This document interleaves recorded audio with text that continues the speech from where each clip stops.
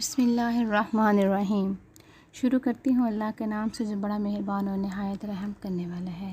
آج کی ہماری اس کہانی کا نام ہے ہوس پرست۔ ہوس پرست سلمیٰ ایک انتہائی محنتی اور فرشناس لڑکی تھی۔ اس نے ایک نہایت غریب خاندان میں آنکھ کھولی تھی، مگر یہ والدین کے رزق حلال اور ان کی اچھی تربیت کا نتیجہ تھا کہ اس نے شروع سے ہی پاکیزہ سوچ کا پروان چڑھایا اور محنت اور جہد مسلسل پر یقین رکھا۔ سلمیٰ کے والد ایک مقامی فرم میں معمولی ملازم تھے اور والدہ مکمل طور پر گھریلو خاتون جن کی سوچ اپنے گھر سے شروع ہوتی تھی اور وہیں پر ختم۔ باہر کی دنیا کے بارے میں وہ مکمل طور پر ناآشنا تھیں۔ مسز جبار ایک سیدھی سادی خاتون تھی جنہیں اپنے 3 بچوں کو تعلیم دلوانے کا شوق جنون کی حد تک تھا۔ یہی وجہ تھی کہ نامساعد حالات کے باوجود بھی جبار صاحب نے اپنے بچوں کو حسب توفیق اسکولوں اور کالجوں میں پڑھایا۔ سلمیٰ ان کی سب سے بڑی بیٹی تھی، اس کے بعد عامر اور شاہد۔ تینوں بہن بھائیوں میں 2 سال کا فرق تھا۔ سلمیٰ نے میٹرک کے بعد FA اور BA بھی امتیازی نمبروں سے پاس کیا۔ آگے وہ MA ایجوکیشن کی تیاری کر رہی تھی کہ شاہد سے شادی ہو گئی۔ شاہد بنیادی طور پر ایک شریف اور مہذب انسان تھا۔ اس نے سلمیٰ کے ساتھ بہت اچھا سلوک کیا۔ وقتی طور پر اسے بھی یہی محسوس ہوا کہ اس کی تکلیفوں کا دن کٹ گئے ہیں، مگر جلد ہی اسے اپنی خوش فہمی کا احساس ہو گیا جب اس کے سسرال والوں نے اپنے رنگ دکھانے شروع کر دیے۔ اس کی ساس اور نند نے صحیح معنوں میں اس کا ناطقہ بند کر دیا۔ سلمیٰ نہ صرف پڑھائی میں اچھی تھی بلکہ اس کی امی نے اسے گھر گرہستی کے رموز بھی بخوبی سکھائے تھے۔ خانہ داری، سلائی کڑھائی اور سلیقہ غرض ہر شعبے میں وہ طاق تھی، مگر اس کے یہ اسلوب ساس، نند اور حتیٰ کہ دیوروں کو بھی قطعاً نظر نہ آتے تھے، بلکہ وہ وقتاً فوقتاً اسے بد سلیقہ، جاہل، گنوار اور غریب جیسے القابات سے نوازا جاتا تھا۔ اسے اس بات پر حیرت ہوتی تھی کہ اس کے والدین اور اساتذہ کو یہی کہتے ہوئے سنا تھا کہ تعلیم ہی اصل دولت ہے، روپیہ پیسہ تو آنے جانی چیز ہے، تو اسے غربت کا طعنہ کیوں دیا جاتا ہے۔ آہستہ آہستہ اسے اس بات کا احساس ہونا شروع ہوا کہ اس معاشرے میں زندہ رہنے کے لیے دولت کی اہمیت بھی اپنی جگہ مسلم ہے۔ دولت کے حصول کے لیے اس نے کبھی بھی غلط راستے کے بارے میں نہیں سوچا تھا۔ قدرت نے بھی اسے اپنی حالت کو بہتر بنانے میں مدد دی۔ سچ کہتے ہیں کہ نیت نیک ہو اور انسان کا عزم سچا ہو تو اللہ تعالیٰ غیب سے بھی ایسی مدد مہیا کرتے ہیں جہاں سے اسے گمان بھی نہیں ہوتا۔ ایک دن سلمیٰ کی ایک پرانی سہیلی سے ملنے آئی۔ اس کی حالت دیکھ کر اور خاص طور پر اس کے سسرال والوں کا رویہ دیکھ کر اسے بہت افسوس ہوا۔ سلمیٰ بھی اس سے سچ کو چھپا نہ پائی اور اس نے روتے ہوئے اپنی تمام داستان غم اسے سنا ڈالی۔ رضیہ اس کی ہمدرد اور سہیلی تھی۔ اس نے مشورہ دیا کہ وہ علامہ اقبال اوپن یونیورسٹی کی فاصلاتی تعلیم کی سہولت سے فائدہ اٹھائے اور اپنا MA مکمل کرے۔ اس طرح وہ گھریلو کام بھی کر سکے گی، اپنی تعلیم بھی بڑھا لے گی۔ چنانچہ اس نے کچھ بچت کر کے اور اپنے شوہر کی رضامندی سے وہاں اپلائی کر دیا۔ ساس کو پتہ چلا تو اس نے آسمان سر پر اٹھا لیا کہ اب گھر کا کام کون کرے گا، گھر کی ذمہ داری کون اٹھائے گا۔ شاہد نے سمجھایا کہ اس نظام تعلیم میں سلمیٰ کو یونیورسٹی جانا ضروری نہیں، اس لیے وہ گھر کے کاموں کو بھی سر انجام دیتی رہے گی۔ سلمیٰ کڑھائی میں تو ماہر تھی ہی، اللہ نے اس کی ایک اور طریقے سے بھی مدد فرمائی۔ وہ کچھ اس طرح کہ اس کے گھر کے قریب ہی ایک بوتیک شروع ہوا اور اس کی مالکن کو کپڑوں کی سلائی کرنے والے کچھ ماہر خواتین کی ضرورت تھی۔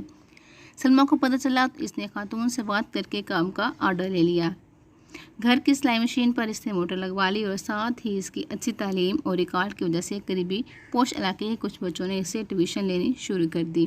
اس نے انہیں اتنے اچھے طریقے سے پڑھایا کہ وہ اس کے گرویدہ ہو گئے۔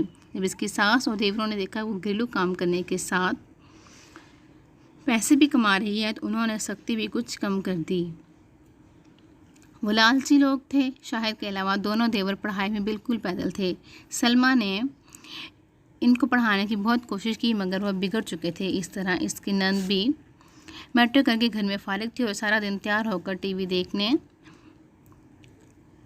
کے علاوہ بھابھی کی شکایتیں لگانے کے علاوہ کوئی کام نہ ہوتا تھا۔ سلمیٰ کی ماں جب یہ صورتحال دیکھتی تو اسے بہت رنج ہوتا، مگر پھر شاہد کی شرافت اور اس کے حسن سلوک کو دیکھتے ہوئے اسے کسی حد تک صبر آ جاتا۔ وہ اپنی بیٹی کے اچھے نصیبوں کی دعائیں کرتی ہوئی چلی جاتی۔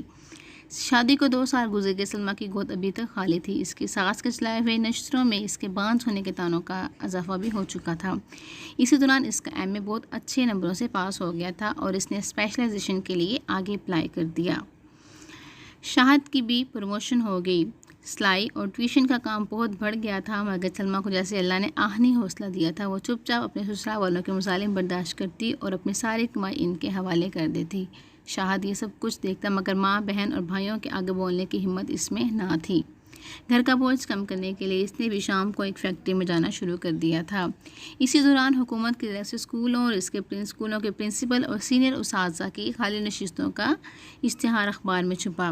تجربہ نہ ہونے کی وجہ سے پرنسپل کی سیٹ کے لیے تو اپلائی نہ کر سکے، وجہ سے سینئر ٹیچر کے لیے فارم جمع کرواتے تھے۔ ساتھ ہی اس کا ایم فل مکمل ہو رہا تھا، اس کو سیٹ مل گئی، اسی پنو عقل میں تھی۔ اس سے اپنے شوہر سے بات کی اور شاہد نے کچھ تگودود کے بعد اپنے گھر والوں کو آمادہ کر لیا اور لوگوں کو محض پیسے سے غرض تھی، اس لیے کچھ پس و پیش کے بعد وہ مان گئے تھے۔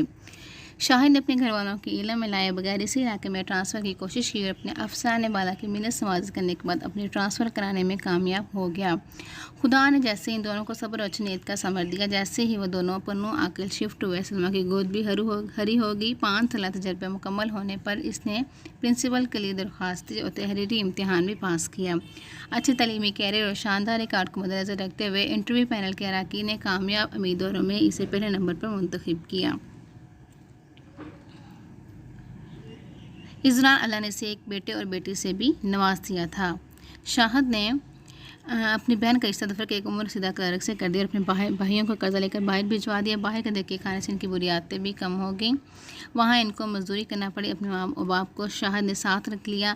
بیٹی کی شادی اور 2 نکمے بیٹوں کو باہر بھجوانے کی وجہ سے اب ان کے طرز عمل میں بھی تبدیلی آ چکی تھی۔ سلمیٰ اور شاہد نے نیک نیتی سے اپنے فرائض نبھائے، اپنے بہن بھائیوں کی مدد کی اور جہد مسلسل سے اپنے حالات کو سنوارنے کی سعی کی، جس کا نتیجہ انہیں معاشرے میں ایک باعزت مقام کی شکل میں حاصل ہوا۔ ہمیں بھی چاہیے اگر زندگی میں کوئی راستہ دشوار گزار ہو تو مایوسی کے اندھیروں میں بھٹکنے کی بجائے اپنے رب سے لو لگائیں اور مستقل مزاجی سے محنت کریں۔ اللہ تعالیٰ محنت اور اچھی نیت اور خلوص کا صلہ کبھی بھی رائیگاں نہیں جانے دیتا۔